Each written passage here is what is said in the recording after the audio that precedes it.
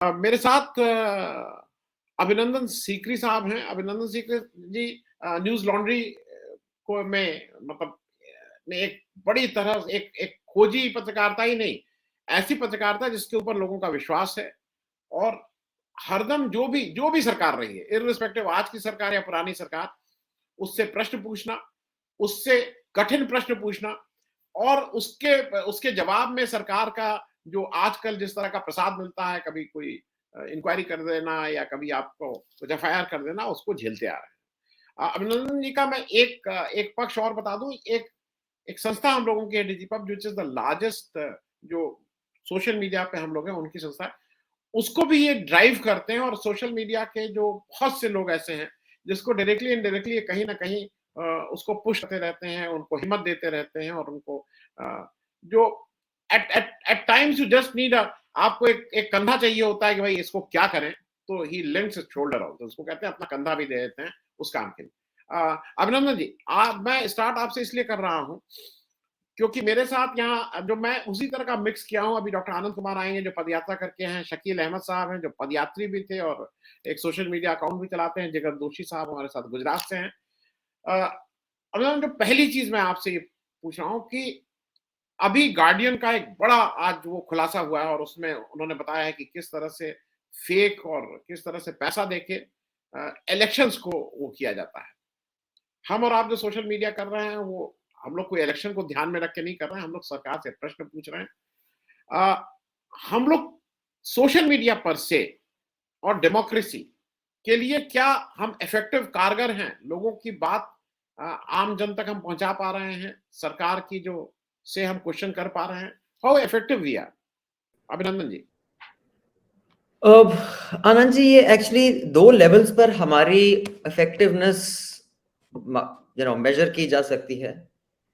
एक है क्या हम जो पावर में हैं उनको इतना अनकंफर्टेबल कर पा रहे हैं कि वो हम पर आईटी छोड़ दें या इंक्वायरीज चालू कर दें।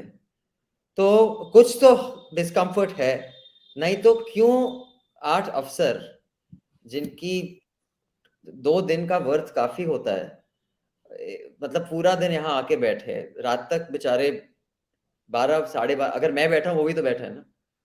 मतलब अगर 8 सरकारी अफसरों को यहाँ पर उन्होंने एक पूरे दिन बिठाया और रात तक बिठाया तो कुछ तो होगा।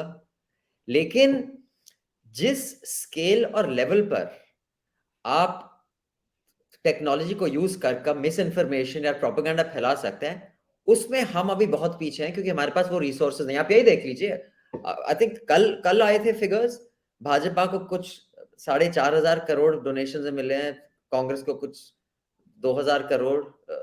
मतलब ये नंबर्स तो हमारे दिमाग में समा भी नहीं जी, पाते। तो जी। अगर उतने रिसोर्स हो मेरे पास, मैं तो दुनिया को ये कन्विंस करा दूं कि भाई सूरज चांद है और चांद सूरज है। तो रिसोर्स का कुछ तो फर्क पड़ता है। लेकिन जो एक चीज आपने बहुत दिलचस्प बोली कि पदयात्रा और सोशल मीडिया का जो एक अलायंस भी है, कॉन्ट्रडिक्शन भी है, कैसे यूज होता है। आनंद जी, आपने एक मेरा, हालांकि वो मेरा परिचय है नहीं, लेकिन 2002 और 2010-11 के बीच में मैंने काफी एक्टिविज्म भी किया है। हमने एक बार जंतर मंतर पे बहुत बड़ा धरना किया था जब मनमोहन सिंह सरकार ने फाइल नोटिंग्स को रिमूव करना चाहा था आरटीआई से। आरटीआई एक्ट अमेंड जब हो रहा था, मैंने पहली बार लॉकअप में रात तभी काटी थी। आई थिंक 2006 या 7 की बात है। अरुणा जी थी, प्रशांत जी थे, शेखर सिंह थे, निखिल डे थे, MKSS भी था, अरविंद थे, मनीष थे। मैं कई बार सोचता हूँ कि हम बहुत छोटी छोटी चीजों पर हमने घेराव किया है मनमोहन सिंह के घर का, तभी पुलिस हम सबको ले गई थी कि भाई पीएम की सिक्योरिटी में आपने वो कर दिया है। आज आप इमेजिन भी कर सकते हैं कि 200 लोग घेराव कर सके किसी किसी सरकारी, यूएपीए लग जाएगा। और इसलिए मैं कई मोर्चों में भाग ले चुका हूं, तीन मूर्ति पर। आज क्योंकि सोशल मीडिया है, बहुत से लोग सड़कों पे आते नहीं। अगर सोशल मीडिया ना होता तो जो डिस्कम्फर्ट है ना, हम फाइल नोटिंग्स के लिए आ गए थे सड़कों पे, आरटीआई के कई कैंपेन्स पे आ गए थे सड़कों पे, दिल्ली का जो था कि भाई वर्ल्ड बैंक को शीला दीक्षित देना चाह रही थी, वर्ल्ड बैंक को प्राइवेटाइजेशन, दिल्ली वाटर प्राइवेटाइजेशन, हम उस पर आ गए थे सड़कों पे। आजकल तो कोई आते नहीं सड़कों की, सब ट्विटर पे बैठे हैं। तो ये अच्छी बात भी है, बुरी बात भी है, ये बहुत कॉम्प्लिकेटेड रिलेशनशिप है। लेकिन हाँ, इसके कई एस्पेक्ट्स पर आपके बाकी पैनल भी आई एम श्योर कुछ रोशनी डाल पाएंगे। अभिनंदन जी के पास मैं इसलिए चल रहा हूं क्योंकि अभिनंदन जी आपसे ज्यादा लोग सुनना चाहते हैं, मेरे इस पे भी लोग कह रहे हैं कि थोड़ा आपसे सुन लें।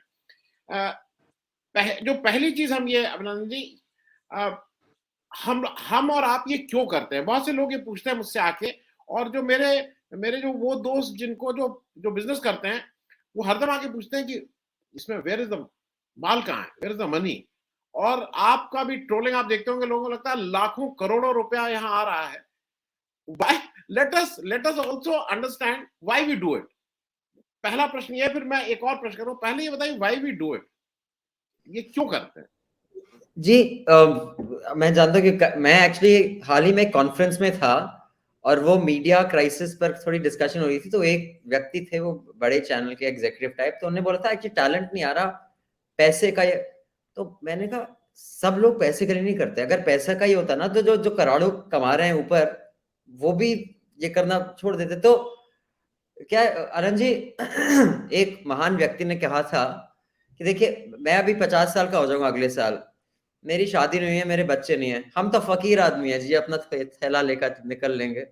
एक महान व्यक्ति नरेंद्र भाई ने भी ऐसा कुछ बोला था। तो हमें और मेरे ऐसे कोई शौक है नहीं जो मैं अफोर्ड नहीं कर सकता। ऊपर वाले की दया से जितना मैं चाहूँ उतना कमा पाता हूँ, और उससे ज्यादा मेरे कोई शौक है नहीं। लेकिन मैं आपको सच बताऊं, जब मैंने न्यूज ट्रैक ज्वाइन किया था 1995 में, मधु त्रयन थी तब बॉस, वो VHS टेप पर आता था। तब एक जो थ्रिल होता था ना, कि मैं 22-23 साल का था और मुझे उन्होंने सुषमा स्वराज का इंटरव्यू करने भेज दिया था। अब मैं छटांग भर का, मेरी क्या औकात, सुषमा स्वराज जैसे बोलती थी, that was a prime, you know, she was I think तब 40s में होगी, 50s में होगी। और फिर मुझे भेजा था जो एक जो जो अपना एक जो प्राइड होती थी ना, कि भाई मैं 22 साल की उम्र में सुषमा स्वराज से सवाल पूछा और जवाब दे रही है। हालांकि कई बार हमें भी लताड़ देते थे क्योंकि हमें इतना पता नहीं होता था, हम नए नए थे, लेकिन एक प्राइड थी। मैं जब वापस जाता था ना, बड़े कजन वजन की शादी होती थी, मैं इतना पैसा नहीं कमा रहा था, ठोक के गया था, मैं न्यूज ट्रैक के लिए काम करता हूँ, आज मैं इंटरव्यू करके आया उनका, और मैंने इंसल्ट ऐसे बर्दाश्त नहीं। मुझे याद है मैं महाराष्ट्र में, बॉम्बे में एक प्रेस कॉन्फ्रेंस, ये जो होम मिनिस्टर यूपी के बने थे, जो हर 5 मिनट अपना हुलिया बदलते थे, होम मिनिस्टर शिवराज पाटिल। शिवराज पाटिल, जो एक दिन में 4 चेंजेस किए थे उन्होंने। तो उनसे मैं सवाल कर रहा था, तब मैं होऊंगा करीब 23-24 साल का, तब वो महाराष्ट्र में। तो मैंने उनसे एक सवाल पूछा, तो उनके पीछे 2-4-5 साइड किक थे, वो खूब हंसे। तो मैंने फिर एक काउंटर सवाल पूछा कि ये हंसने की बात नहीं है। तो आपको एक लगता था कि boss we are doing something यार, उसमें थ्रिल आता था। और जैसे कि कई लोगों को थ्रिल आता है फरारी चलाने में, अब मुझे नहीं आता। अब मैं गाड़ी पहचान भी नहीं पाता कि ये फरारी है, लैम्बोर्गिनी है, क्या, मुझे आइडिया नहीं है। मुझे बस पॉइंट है से पॉइंट भी पहुंचा देती है। अब अलग लोगों को अलग चीज, मैं आई डोंट जज पीपल जिनको पैसे से मजा आता है। कईयों, मुझे फुटबॉल खेल के मजा आता है, बहुत मजा आता है। कई लोगों को पैसे कमा के आता है, कई लोगों को झगड़ा करके मजा आता है। तो हर लोग, हर व्यक्ति की अलग अलग प्रायोरिटी और मोटिवेशन होती है लाइफ में। तो मेरी मोटिवेशन है कि यार मैं एक्टिविस्ट क्यों बना मैं, मतलब जब मैं क्यों धरना देता था, मैं, मुझे तो जरूरत नहीं थी, मैं कोई भी नौकरी में ले लेता था, क्योंकि था यार वी मेड अ डिफरेंस, हमने रोक दिया ये होने से। You got inspired. तो it is very difficult, you like, अगर आप किसी से पूछो आपको पैसे से मजा क्यों आता है, वो नहीं समझा सकता। मतलब आपको गाड़ी चला के मजा आता है, क्या मजा आता है गाड़ी चला के, मतलब आप समझा नहीं सकते ना। तो लाइक एनी अदर मोटिवेशन, दुनिया में अलग अलग किस्म के लोग होते हैं, सबकी अलग अलग मोटिवेशंस होती हैं। कईयों की पावर होती है कि भाई सब डरते हैं मुझसे, कईयों की अकाउंटेबिलिटी होती है, कईयों का ईगो होता है, देखो मेरी ईगो सेटिस्फाइड हो गई, मैं इतना ऑनेस्ट हूं, होती सेल्फिश ही है मोटिवेशन। तो मैं बस ये बोल रहा हूँ कि देश में काफी लोग हैं, पत्रकार हैं, न्यूज चलाते हैं, जो इसलिए करते हैं कि बॉस हमें हिला के दिखा दो, बस यही है। नहीं, मैं अभिनंदन जी, मुझे एक चीज मैं ऐड कर दूं, और ये जिगर साहब और शकील साहब अगर मैं आप लोगों से बहुत एज में मतलब age wise I am the सबसे बुढ़ा। मैं इसलिए ये बोल रहा हूँ कि मैंने प्रिंट मीडिया में था, मैं और नौकरी किया। मेरे पास एचआर जो number of people working with me was much larger. आज मेरी एक बहुत छोटी टीम है। I have a very small team. लेकिन मुझे आज मैं पिछले 2-3 अभी मैं आ रहा था, मैं लखनऊ से I was driving down to Delhi और मुझे रास्ते में मैं कहीं चाय पीने के लिए वो जो नोएडा वो बीच में एक्सप्रेसवे में वो है। एक हस्बैंड वाइफ 65-70 साल के, बहुत पढ़े-लिखे, देखने से लग रहा है पढ़े-लिखे अच्छे वो। वो आए और मैं चाय पी रहा था, वो कुल्हड़ की चाय मिलती है रास्ते में। तो आए कहने लगे आप भई आपका मैं सिर्फ़ अभिनंदन करने आया हूँ। तो हमने कहा मेरा अभिनंदन क्यों? वो तो एक कहने लगे नहीं आप जो कर रहे हैं उनकी वाइ एक 65 साल की महिला अगर कह रही कि नहीं, नहीं आप लोग जो कर रहे हैं इस पे हिम्मत का काम है और ये रोज़ होने लगा है। ये पिछले 2-3-4 महीने से मैं कहूँगा ये रोज़ होने लगा है और शायद ये मेरी एनर्जी कहीं यहाँ से आती है क्योंकि आपको ज़िम्मेदारी भी लगती है। वो कहते हैं कि मैं समझता हूँ इसका खतरा, मैं जानता हूँ कि इसमें दिक्कत है। लेकिन मैं एयरपोर्ट पे जाता हूँ, मैं ये नहीं कह रहा हूँ मैं बहुत बड़ा नाम हूँ। मैं प्रिंट चलाता था, मुझे कोई पहचानता भी नहीं था। एयरपोर्ट पे अगर कोई व्यक्ति आके आपसे कहता है कि और मैं ये मतलब नाम लोगों का लेना ठीक नहीं है कि सर कहाँ ओएनजीसी में काम करते हैं, कहाँ पोस्टेड है? सर देश बचा लीजिए। तो अपने को लगता है कि मेरी औकात देश बचाने की। लेकिन अगर आपको एक एक समाज में ये लगता है कि कोई बोल नहीं रहा है और अगर हम आप बोल रहे हैं तो आपकी कहीं न कहीं ज़िम्मेदारी भी बढ़ जाती है। और आनंद जी, कहीं सॉरी मैं एक चीज आप जो बोल रहे हैं एग्जैक्टली वो मैं आपको एक कॉन्ट्रास्ट बताता हूँ। जब 90s में जब आज तक शुरू हुआ था, बुलेटिन था, तब एसपी सिंह, तो तब इतने चैनल नहीं थे, मतलब बिल्कुल चैनल एक भी नहीं था, बस आज तक था, टुनाइट शो था प्रणॉय का, और तो आज तक और न्यूज ट्रैक के कैमरे की बहुत हैसियत होती थी, मतलब वो कैमरा पहुंचा है तो होम मिनिस्टर भी आके खड़ा हो जाता है इंटरव्यू के लिए। तो मैं आपको एक, मैं नाम नहीं लूंगा, उनमें से कई आजकल प्राइम टाइम पे बैठते हैं जर्नलिस्ट, एक की शादी हुई, तो उसने बोला यार अडवाणी जी आ रहे हैं मेरी शादी पे, और क्योंकि वो 12 दिन की जब सरकार बनी था, 13 दिन की अटल जी की जो फिर, अटल जी की तो उसकी शादी में मतलब बेचारी दुल्हन के माता पिता को ऐसे ठोडी मार के साइड कर दिया ताकि नेताजी आके खड़े हो जाए। उसके शादी से ज्यादा खुशी उसको ये थी कि मेरी शादी में कौन आया है। और तभी हमारा एक ऐसा भी मित्र था जिसने बुलाया नहीं था किसी को, क्योंकि यार वो आएंगे तो सबको पचड़ा होगा, बाद में मैं जाके ब्लेसिंग्स ले लूंगा। तो दोनों लोग एक ही प्रोफेशन में, लेकिन एक की मोटिवेशन थी यार मुझे पचड़ा नहीं चाहिए, और अपनी शादी में आएंगे, उनकी सिक्योरिटी मेरे सारे गेस्ट्स को इनकन्वीनियंस करेगी। दूसरे की एक्साइटमेंट ये थी कि वो आए, दुल्हन गई भाड़ में, मेरे वो आए। जी। तो अलग अलग लोगों का अलग अलग प्रायोरिटी होती है लाइफ में, सिंपल। हाँ, नहीं मैं अभिनंदन जी इस रेफरेंस से आपसे पूछ रहा था, वो शायद कभी-कभी आपको ज़िम्मेदारी भी आ जाती है क्योंकि आपको यू फील रिस्पांसिबल। आप जो जो हम एक एक जो आप संस्था चलाते हैं, you may not be available every day, पर वो ज़िम्मेदारी तो है ना, उतने लोगों की कहीं न कहीं ज़िम्मेदारी है और आपको फिर जैसे जैसे लोग कहते हैं ना कि अब आएगा ज़रूर, आया नहीं अभी तक, आया नहीं अभी तक। तो यू आप मेंटली आपको लगता है कि नहीं आएगा, ठीक है, देखा जाएगा। इट आल्सो मैं जिस रेफरेंस से कह रहा हूँ जिगर साहब, मैं आपसे और अभिनंदन जी दोनों, मैं इस बार थोड़ा सा अभिनंदन जी आपसे ज्यादा प्रश्न इसलिए पूछ रहा हूँ, आप कम आते हैं तो मतलब हम लोगों की बात कम हो पाती है। मैं एक चीज और कहूंगा, मैं दो नाम इसलिए ले रहा हूँ कि उन दो नाम को, एक उत्तर प्रदेश का एक बड़ा जर्नलिस्ट था पवन जायसवाल, उसने मिर्जापुर में स्टोरी ब्रेक की थी, वो जो नमक के पानी के साथ रोटी खिला रहे थे और उसको बंद कर दिया गया। सिद्दीक कप्पन का 2.5 साल का एक्सपीरियंस हमारे सामने है। ये सब लोग, हम लोग इनको अच्छा तो मानते हैं लेकिन हम कभी इनको याद नहीं करते हैं, मतलब एज अ सोशल वो हम लोग, हमें हरदम ये लगता है कि इनका भी याद कहीं ना कहीं मैं अपने दर्शकों से भी कहूंगा, इनको बहुत अच्छा लगता है, नहीं नहीं बहुत अच्छे लोग थे वो थे। पवन जायसवाल ने जो स्टोरी दी थी, मतलब वो स्टोरी का कोई मुकाबला नहीं हो सकता है, उसको शायद जो सबसे बड़ा अवार्ड है वो मिलना चाहिए था। मैं इस पे भी करूंगा। आपको कभी कभी लगता नहीं है कि हमारे बहुत से ऐसे साथी, उनको वो रिकॉग्निशन नहीं मिला? हमको भाई ठीक है, हमें तो लोग देख ले रहा है, एट टाइम्स यू फील अभिनंदन जी? जी बिल्कुल, इनफैक्ट आप ये, अभी मैं जब गया था केरला, तो तब भी कुछ एक पैनल था, उस पर कई लोगों ने बात की, मैंने कहा जब हम पर रेड पड़ी थी न्यूज लॉन्ड्री पर, लाइव उसका फीड जा रहा था कि देखो न्यूज लॉन्ड्री पे रेड पड़ी है। उत्तर प्रदेश में हमारे कुछ जो पत्रकार मित्र हैं जो मीडिया रंबल पर भी आ चुके हैं, उन पर जानलेवा हमले हुए हैं। एक पे को तो स्कार है यहाँ से यहाँ तक, मीडिया रंबल पे उनका एक सेशन भी हुआ था। जी जी वहां पर तो लाइव नहीं पहुंचता कोई।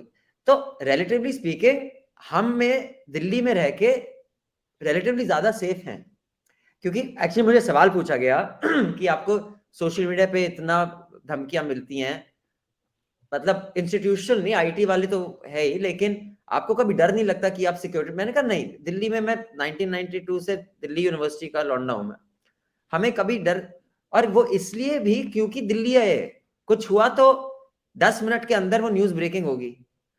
आप पंजाब में सैंड माइनिंग केस में, यूपी में इतने केसेस हुए हैं, लोगों को उड़ा दिया जाता है और 3 दिन बाद न्यूज आती है। तो जो रिस्क हमारे स्मॉल टाउन के जर्नलिस्ट ले रहे हैं, मतलब उनसे तो कंपेरेबल ही नहीं है हमारी रिस्क, मतलब it is not even at the same level, मतलब वो सुपर हैवीवेट कैटेगरी है, हम अभी मतलब घर की रिंग में ही स्पारिंग कर रहे हैं। जी तो आई थिंक, तो आनंद जी, उसको लेके मैं ये बोलूंगा कि एटलीस्ट मेरा दिल्ली रहते हुए जो पत्रकारिता से या पंगे लेने में जो इंसेंटिव है, वो आप कह सकते हैं शौकिया है। देखो अपने आप को बड़ा तोप समझता है, ब्रैगिंग राइट्स हैं, लेकिन सर जो स्मॉल टाउन में पंगा ले रहा है ना, वो सीरियस पंगा है। मतलब मुझे अरेस्ट कर लेंगे, अंदर डाल देंगे तिहाड़ में, मतलब वहां तो सीधा लुढ़का देंगे ना आपको, आप चाहे आपका सैंड माफिया हो चाहे। तो आई थिंक जो, और हमने डीजी पब में भी कोशिश की है, हमने मेल भेजे हैं कि जब मुझ पर कुछ होता है तो मेरे पास बहुत से लॉयर्स हैं who are ready to represent me. मतलब इतने मेरे लॉयर्स फ्रेंड्स हैं कि मतलब आईटी वाले निकले नहीं यहां से, मेरे ऑलरेडी 10 एसएमएस आ चुके हैं, बॉस कब कहां हाई कोर्ट में प्रेजेंट होना है, सुप्रीम कोर्ट में प्रेजेंट होना है। लेकिन स्मॉल टाउन में उनका कोई देखने को नहीं है, इसलिए डिजीपब में हमने वो भेजा, एक पैनल बनाया लॉयर्स का, कि किसी भी स्मॉल टाउन में, क्योंकि जब हमारे साथी हैं सुजीत, उनके जो 2 रिपोर्टर्स नॉर्थ ईस्ट में उनको पकड़ लिया था त्रिपुरा में आसाम, हाँ त्रिपुरा में, त्रिपुरा में तो यस अब वहां पर ना लॉयर मिल रहा है ना कुछ।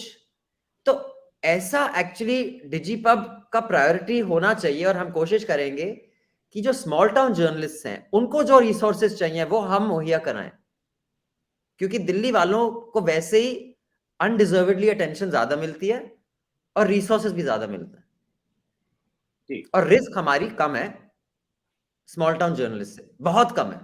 जी मैं जिगर साहब, मैं एक चीज मतलब मैं आपको बता दूं, और अभिनंदन जी आपसे मेरा स्ट्रेट क्वेश्चन है। जैसे इन्होंने कहा ना कि वो रास्ते में खड़े होकर उन्होंने शाबाशी दी, डर ये भी होता है कि वो 2 डंडे भी लगा सकते हैं। तो इट इज ये बैलेंसिंग आपको देखनी होती है जब कोई नया आता है कि आप वो हैं, तो एक बार आप रहते हैं कि ये कौन है, क्योंकि आज की तारीख में कौन कहाँ कितना गुस्सा, सब लोग गुस्से में रहते हैं। मैं अभिनंदन जी, बिल्कुल मैं सर। इसलिए इस बात को कह रहा था कि एक एक ट्रोलिंग होती है, और ट्रोल की जो जो जिस तरह की आप वो देखते हैं, ठीक है, हम लोग शायद अब सीजन कह लीजिए या आदत पड़ गई है इसको, वी डोंट शायद इसी तरह से हम लोग अपने जो स्पिरिचुअल वो है उसको कुछ बढ़ा लेते हैं, लेकिन end of the day trolling तो होती है, और वो जो जो इस तरह से ट्रोलिंग होती है कि जो आपको कहीं ना कहीं अफेक्ट भी करती है आपके परिवार को। मैं पर्सनल चीजों पे नहीं आऊंगा, how you handle this and about, और आपका कहना क्या है कि जो बाकी जो सोशल मीडिया के लोग हैं और जो हमारी कम्युनिटी, इसको हैंडल कैसे करें, क्योंकि ट्रोलिंग तो जबरदस्त होती है, और कभी कभी उसकी स्तर भी बहुत खराब हो जाता है।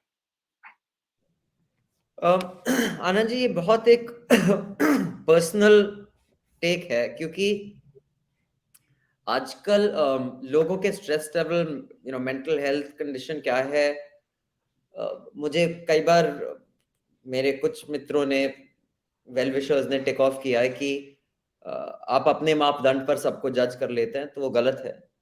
मैं पर्सनली ट्रोलिंग से बिल्कुल 1% भी इम्पैक्ट नहीं होता।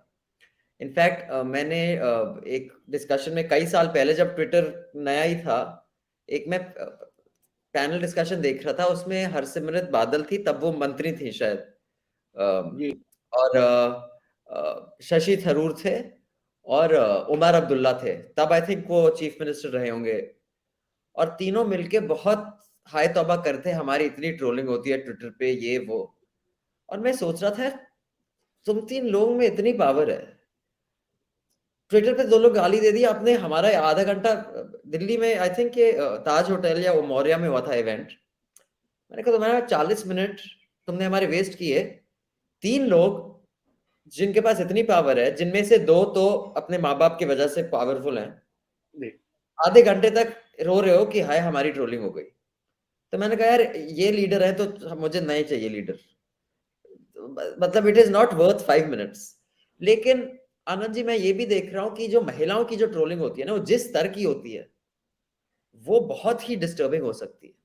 क्योंकि मैंने बाय चांस एक बार स्वरा को रिट्वीट कर दिया था, स्वरा भास्कर को, मेरी तो रोज ट्रोलिंग होती है लेकिन मुझे कोई बिल्कुल फर्क नहीं पड़ता। जो वहां क्योंकि मेरा उस पर टैग था, जिस किस्म की लैंग्वेज और जिस किस्म की ट्रोलिंग महिलाओं को फेस करनी होती है ना, वो आपको कोई टैग करे ना फिर पता चलता है क्या होती है।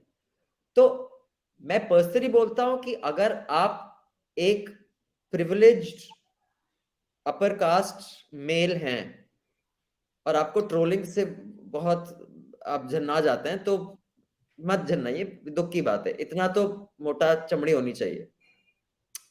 लेकिन एक मैं सेल्फ इंडल्जेंस मानता हूं, और ये जो अभी आप जिस विषय पर बात कर रहे थे, जिगर जी ने भी बोला था कि रिस्पॉन्सिबिलिटी जो पीछे मुड़ के देखे चप्पल ही रही थी। जो अमिताभ बच्चन ने जो रोल किया था, जब वो कैमरा रोल नहीं हो रहा होता तब वो क्या करता है, सबसे बड़ी रिस्पॉन्सिबिलिटी वहां है। अभी मोदी जी ने एक स्पीच दी थी कि रिस्पॉन्सिबिलिटी हम पर डाल दी थी सिटीजन्स पर कि तुम्हें रिस्पॉन्सिबिलिटी लेनी चाहिए। भाई आपके मंत्री ले रहे हैं रिस्पॉन्सिबिलिटी, 5-5 एकड़ के मकान में रहते हैं, तो responsibility is directly proportional to your privilege in society. जो आपकी और मेरी रिस्पॉन्सिबिलिटी है वो कहीं ज्यादा है उस रिपोर्टर की जो महीने में 15-20 हजार रुपए कमा रहा है, और अगर उसको किसी ने कल अटैक किया पूछने वाला नहीं है, तो हमारी रिस्पॉन्सिबिलिटी उससे 100 गुना ज्यादा है। अमिताभ बच्चन की रिस्पॉन्सिबिलिटी आप और मुझसे 1000 गुना ज्यादा है। कोई भी सोसाइटी, एक प्रोफेसर जेड डायमंड है, उन्होंने एक प्रेजेंटेशन ऑनलाइन है, उन्होंने स्टडी किया है नॉर्वेजियन नॉर्ड से लेके अभी सोमालिया और रवांडा तक सोसाइटीज कब कोलैप्स करती हैं। उनने 4 उसमें कॉमन फैक्टर्स हैं, कोई भी सोसाइटी देख लीजिए, चाहे वो 1900s की हो या 1700s की हो या पहले की हो। प्रोफेसर जेड डायमंड, उसमें से एक फैक्टर जो कॉमन हर सोसाइटी में है कि जो प्रिविलेज होते हैं ना, जो सोसाइटी के प्रिविलेज मेंबर जो होते हैं इकोनॉमिकली क्लास वाइज, जब उनके इंटरेस्ट और बाकियों के इंटरेस्ट डाइवर्ज कर जाते हैं वो सोसाइटी कोलैप्स कर जाती है, और हमारे यहां वो हो रहा है। तो मैं बिल्कुल मानता हूं कि बाकियों की भी रिस्पॉन्सिबिलिटी होनी चाहिए, बात करो, लेकिन लीडर लीडर क्यों कहलाता है? क्योंकि स्टैंडर्ड वो सेट करता है ना। जब बापू हमारे देश के लीडर थे तब सत्य में पावर थी, आज पावर किसमें है? अबे दिखा दिया, रेड कर दी, अब बता लिबरांडू है, मतलब टुच्चे लेवल के, क्योंकि लीडर भी टुच्चे लेवल के हैं। तो सबसे बड़ी रिस्पॉन्सिबिलिटी मोदी जी को अपनी कैबिनेट में बोलनी चाहिए, अरे नौजवानों जरा तमीज से पेश आया करो, जो आप बोलते हो रिस्पॉन्सिबिलिटी आपकी है। वहां तो पता नहीं क्या हो रहा है, लेक्चर सिटीजन को मिल रहा है हमारी रिस्पॉन्सिबिलिटी है। तो मैं ये मानता हूं आनंद जी, जितनी बड़ी आपका स्तर सोसाइटी में उतनी बड़ी आपकी रिस्पॉन्सिबिलिटी, बाकियों को बाद में देखना। पहले भी आप अगर प्रिमिटिव टाइम भी कर लीजिए, ठीक है, हमारा देख लीजिए, जब इंडिपेंडेंस मिला था हम कितना भी हाय दोहाई दे दे मीडिया, मतलब इंडिया का मीडिया पाकिस्तान से, बांग्लादेश से, क्या कहते हैं, बर्मा से कहीं बढ़िया है, चाइना से कहीं बढ़िया है, क्योंकि हमारे फाउंडिंग फादर्स ने बोला था। बापू खुद एक जर्नलिस्ट थे, बापू क्या थे, जर्नलिस्ट तो थे, लॉयर के बाद। तो तब उन्होंने एक इंपॉर्टेंस दिया था जर्नलिज्म को कि भाई you have to push back, ठीक है। तो जब अब वो रिस्पॉन्सिबिलिटी किसने ली थी? इंडस्ट्रियलिस्ट ने ली थी ना। आनंद जी और अभिनंदन जैसे मिडिल क्लास स्कूल टीचर के बच्चों ने थोड़ी ना बोला था भाई हम न्यूज़पेपर शुरू करेंगे, गोयंका ने बोला था ना। जो इंडस्ट्रियलिस्ट थे कि भाई हम सबसे, हमारा सबसे बड़ा पेट है, हम सबसे ज्यादा कमा रहे हैं, तो सबसे बड़ी रिस्पॉन्सिबिलिटी हमारी है कि हम अखबार चलाएंगे। आज उल्टा हो गया है, बस टेलीकॉम, मुझे टेलीकॉम चाहिए है पॉलिसी, मुझे ऑयल पॉलिसी चाहिए, मुझे माइनिंग चाहिए, मुझे पोर्ट चाहिए, चलो मैं मीडिया खरीद लेता हूं। तो रिस्पॉन्सिबिलिटी आपने हम पर दे दी है, और करोड़ों का कमाई आप, रिस्पॉन्सिबिलिटी हम झेलें। तो ये तो हो ही नहीं सकता। जिस सोसाइटी की ये एक्सपेक्टेशन होगी वो सोसाइटी खत्म। आप अपनी रिस्पॉन्सिबिलिटी निभाइए। अभी एक अदानी एंथम में उनकी स्पीच आई है कि जो पोर्ट बना रहा हूं मैं आपके अपने लिए बना रहा हूं, मैं खुद थोड़ा ना यूज करूंगा, आप लोग यूज करोगे। अरे बेटा यही करना है तो एनजीओ खोल ले, हम चला देते पोर्ट, मुझे बिजनेस करनी आती है। तो ये बेकार के जो लेक्चर होते हैं, आप अपनी रिस्पॉन्सिबिलिटी कर नहीं सकते, कमाना चाहते हो करोड़ों में, और रिस्पॉन्सिबिलिटी आप चाहते हो, मोदी जी बोलते हैं जी सिटीजन ऑफ कंट्री आप अपनी रिस्पॉन्सिबिलिटी करो। आपके कैबिनेट से तो होती नहीं रिस्पॉन्सिबिलिटी, हमें आप लेक्चर दे रहे हो, that doesn't work. So I think I never blame the common man. मैं कई बार यूथ को बोल देता हूं, बॉस जब हम 22-23 साल के थे, हमें घर में कोई, मतलब मेरी माँ होती यार घर बैठ जा 2 दिन, हम बाहर होते थे। तो कई बार हर अंकलों की तरह मैं सड़ता हूं, आजकल के नौजवान घर पे बैठते हैं, बाहर सड़कों पे निकलो, ये करो वो करो। लेकिन इससे ज्यादा मैं कॉमन मैन को ब्लेम नहीं करूंगा। मेरी ब्लेम हमेशा लीडरशिप की होती है, क्योंकि जो लीडर करेगा वो ही वैल्यू सिस्टम नीचे आएगा। अभी सॉरी लास्ट थिंग, अभी यश चोपड़ा पर एक डॉक्यूमेंट्री फिल्म आई है। यश चोपड़ा ने शशि कपूर, आई थिंक दाग था उस फिल्म का नाम, आप उसका एक सीन देखिए। वो एक बंदा बोलता है हिंदू धर्म ये है, देखो मुसलमानों ने की क्या, दूसरा उसको लेक्चर देता है अबे सुधर जा, अभी पार्टीशन हुआ है, राइट्स हुए हैं। मतलब वो फिल्म आज भी रेलेवेंट है, ठीक है। यश चोपड़ा ऐसा डायलॉग अपनी फिल्म में तब डाल सकता था, उसके बेटे की हिम्मत नहीं होगी वो डायलॉग डालने की आज, क्योंकि उसका बेटा अदि चोपड़ा, मतलब he wants to be safe.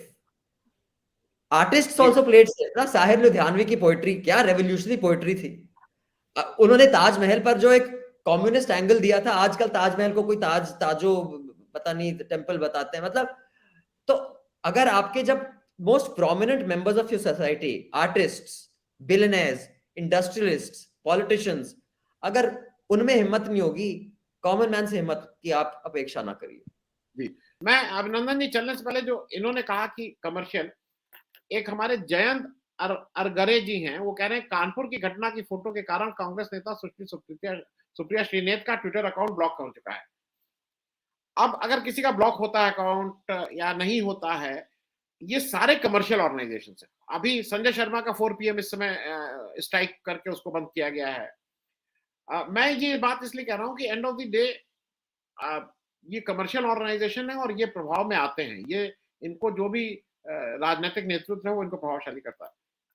No, it becomes difficult. ये कभी आपको नहीं लगता है कि जैसे कम से कम प्रिंट मीडिया में ये था ना कि कुछ नहीं है तो हम 100 ही कॉपी करके छाप के अपना कहीं ना कहीं भेजेंगे, लेकिन इस उसमें हाउ टू अल्टरनेटिव मीडिया के को इवॉल्व करते जाना होगा, क्योंकि इनकी पकड़ धीरे धीरे हर चीज पे आती जाएगी। एक तो आई थिंक आपकी टीम ने अभी मैसेज किया है कि उनका रिस्टोर हो गया अकाउंट सुप्रिया का। अच्छा, लेकिन हाँ वो उन्होंने, she had been locked out of account. अभी दोपहर में हम भी वह डिस्कस कर रहे थे। आनंद जी, एक्चुअली ये आई थिंक हमारे डिजिटल एज की, हमारे टाइम की सबसे कॉम्प्लेक्स प्रॉब्लम है। वो क्या प्रॉब्लम है कि कंपनियां ट्रेडिशनली नेशनल कंपनी होती थी, जो भी मतलब एक प्राइवेट लिमिटेड हो या पब्लिक लिमिटेड कंट्री, फिर मल्टीनेशनल बनी, फिर ट्रांसनेशनल बनी, अब फिर एंटी नेशनल भी बन गई। लेकिन अब जिस लेवल पर एक कंपनी काम करती है, मतलब फॉर एग्जांपल अगर एक प्रोडक्ट है, आप कोल्ड ड्रिंक ले लीजिए, एक कोल्ड ड्रिंक का प्रोडक्ट है कि भाई अमेरिका में रूल है कि शुगर का इतने मात्रा होनी चाहिए, अगर इससे ज्यादा है आपको वार्निंग लिखनी होगी, यहाँ इतना होगा, यहाँ इतने की बिकेगी, यहाँ इंपोर्ट ड्यूटी लगेगी तो यहाँ इतने की बिकेगी, यहाँ हमारा जो FDA रेगुलेशन है या ड्रग कंट्रोल या जो भी रेगुलेशन है। अब जो डिजिटल कंपनीज हैं वो at the same time same product all over the world भेज रही है, क्योंकि product is a digital product. अब साइमल्टेनियसली हर रेगुलेशन को नेगोशिएट करना है और वो मार्केट एक्सेस भी चाहती हैं। अब एक तरफ इलॉन मस्क जो हैं अब पता नहीं, मुझे लगता है कि आफ्टर सर्टेन पॉइंट, जब, और चाहे कोई भी बंदा हो, चाहे आप और मैं हो, अगर हम 40 बिलियन कमा लेना, हम भी हिल जाएंगे थोड़े। Your life can not be normal, it's not possible. Yes, एक तरफ वो बोलते हैं मैं फ्री स्पीच एब्सोल्यूटिस्ट हूं, दूसरी तरफ वो बोलते हैं हम हर कंट्री की लॉ के हिसाब से चलेंगे। तो अगर ईरान में बोले कि आप विमेन्स राइट्स पर ट्वीट नहीं कर सकते, तो वो उसके हिसाब से चलेंगे। और यहां जो सरकार बोले तो आप फ्री स्पीच एब्सोल्यूटिस्ट नहीं हुए। लेकिन ये जो प्रॉब्लम है, इसकी सोल्यूशन एक्चुअली गवर्नेंस ही है, और पॉलिटिकल सोल्यूशन ही है आनंद जी। हम पॉलिटिक्स से नहीं भाग सकते।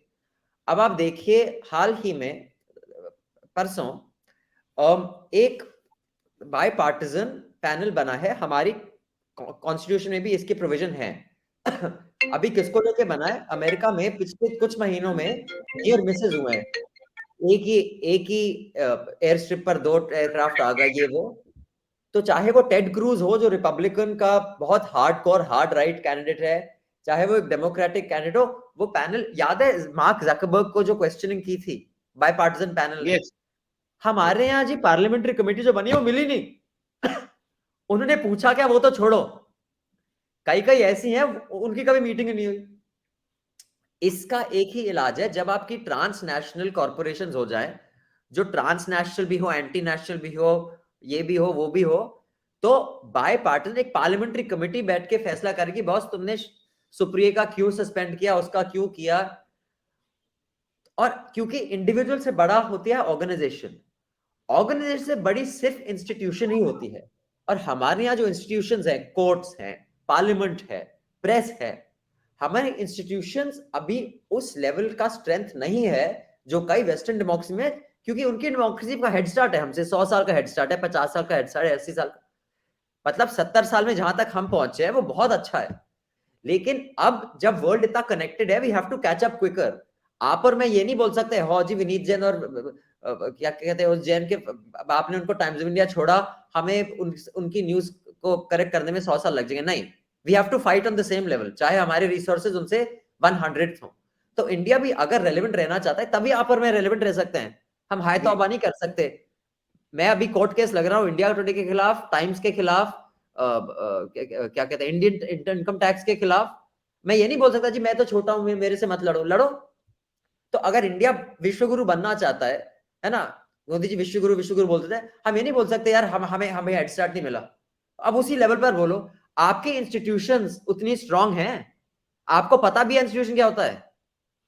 आप इंस्टीट्यूशन नहीं हो, इंस्टीट्यूशन आपसे बड़ी है। और ट्रांसनेशनल कॉर्पोरेशंस को कंट्रोल सिर्फ डेमोक्रेटिक इंस्टीट्यूशंस कर सकती हैं। और हमारे यहां वो डेमोक्रेटिक इंस्टीट्यूशंस को बाय पार्टिजन जनता की आवाज बनने में अभी वक्त है। और मुझे नहीं लगता अभी की लीडरशिप वो इंस्टीट्यूशंस बनाने में दिलचस्पी भी रखती है। आप नेहरू को कितनी गालियां दे दीजिए, उनमें कई खोट थे, वो बहुत एलिटिस्ट थे, वो रिच थे, वो समझते सब, बहुत मानता हूं। लेकिन बॉस, उनके अलावा देश को कोई साथ जोड़ के नहीं रख सकता था तब। इतना मुश्किल था देश को जोड़े रखना। कोई इंडियन हिस्ट्री अगर पढ़े, आधे लोग तो उन्होंने, अरुण शौरी ने बोला था ना, ये पूरी कैबिनेट को मिला के गिन लो 4 बुक्स नहीं पढ़ी होंगी। अगर पढ़ ले, इस देश को जोड़े रखना इतना मुश्किल था 40s और 50s में, वो उन्होंने करा। और institution building was important, institutions matter to him. उन्होंने जो अब नेशनल हेराल्ड को लेके जो पूरा चक्कर लड़ा है, वो पूरी बहादुर शाह जफर मार लैंड दी थी, 66% रेंट पर देना, उससे जो रेंट मिलेगी अखबार चलाना, ताकि आपको एडवर्टाइजिंग की जरूरत नहीं मिले, नहीं पड़े।